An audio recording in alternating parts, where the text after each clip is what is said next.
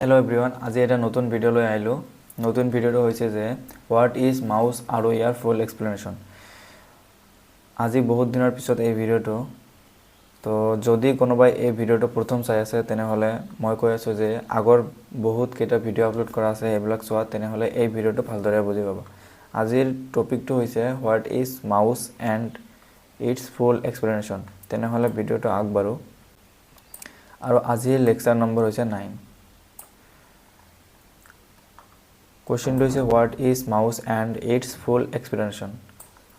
The mouse is an input device developed by Douglas Engelbart in the early 1960s. The 1960 mouse to develop korisile kone Douglas Engelbart. tar pichot hoise je it is also known as porting device. Etu ami porting device বুলিও কও that is manually used to give instruction যেনেকুৱা selection select move scroll open close items এইবিলাক তাৰ মানে ইয়াক আমি porting device বুলি কও manually use হয় instruction দিবলৈ কম্পিউটাৰক on the computer screen আৰু আমি স্ক্ৰিনত দেখিব পাৰো যে কি instruction দিছো বা না দিছো তেনেহলে কি instruction দিব পাৰো selection বা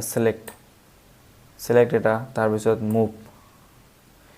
তাৰ পিছত scroll তাৰ পিছত open আৰু close এই দুটা মাউসৰ সহায়ত আমি এইবিলাক কাম কৰিব পাৰো তাৰ পিছত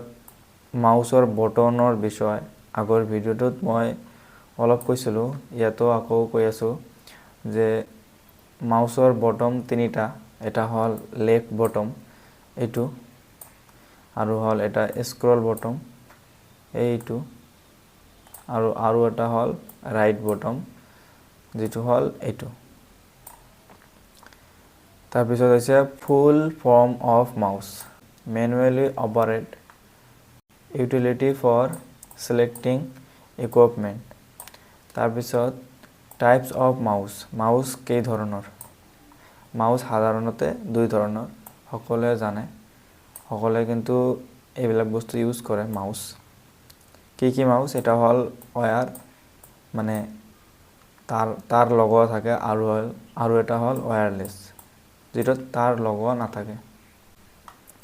আজিৰ ভিডিওটো ইমানতেই যদি ভিডিওটো ভাল লাগিছে তেনেহলে তোমাৰ বন্ধু বান্ধৱী সকলৰ লগত শেয়াৰ কৰি দিব আৰু যদি চেনেলটো সাবস্ক্ৰাইব কৰা নাই তেনেহলে সাবস্ক্ৰাইব কৰি ৰাখিব